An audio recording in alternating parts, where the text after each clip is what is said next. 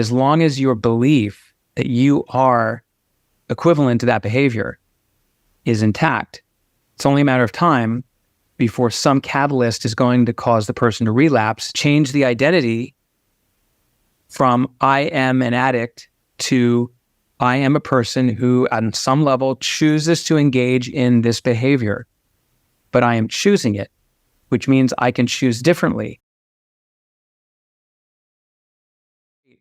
I just don't label people. I also think that a lot of the time diagnoses, while useful for categorizing things like, what species is this weed growing in my garden, it is very disempowering for a lot of people because there's a lot of baggage that goes with diagnoses. And a person can identify with, I'm an addict.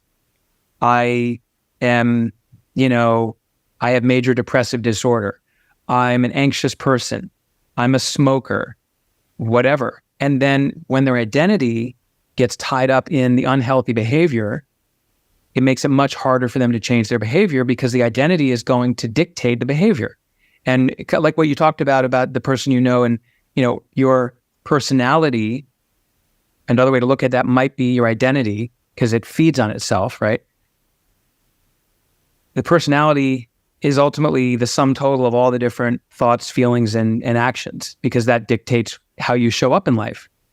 So if there is an identity, however it got there, maybe childhood, then you are this kind of person. Or if the person is very suggestible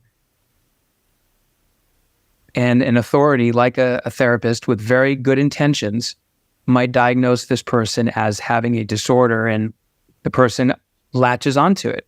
So if a person believes they're an addict and they're powerless over their addiction, let's say, one of the steps of the 12th step is to admit that. The problem is, if you believe you're an addict or an alcoholic or whatever, and I mentioned this in my book I wrote about quitting smoking, using it as a smoker, then you may temporarily quit the behavior, but as long as your belief that you are equivalent to that behavior is intact, it's only a matter of time before some catalyst is going to cause the person to relapse and go back into it. So why not change the self-image, the self-assessment, change the identity from I am an addict to I am a person who on some level chooses to engage in this behavior, but I am choosing it, which means I can choose differently, not through willpower, but through changing the underlying mental programming that's causing the emotion and the behavior. Because most addictions are emotionally compulsive behaviors, which means there's an emotional urge or desire to have something. When they don't have it, they feel crappy. And then the crappy feeling goes away when they engage in that behavior. But it's a temporary solution, which is why it repeats again and again. And then that becomes habitual. And there we are. As you know, in recent years, I've focused a lot more on the traumatic origin of emotional and behavioral challenges.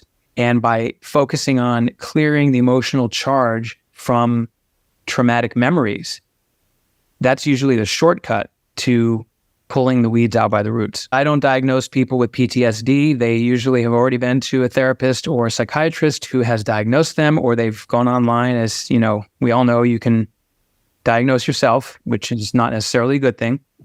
But, people come to me typically having already tried some form of talk therapy or cognitive behavioral therapy, maybe EMDR, or antidepressants, anti-anxiety meds, and so on.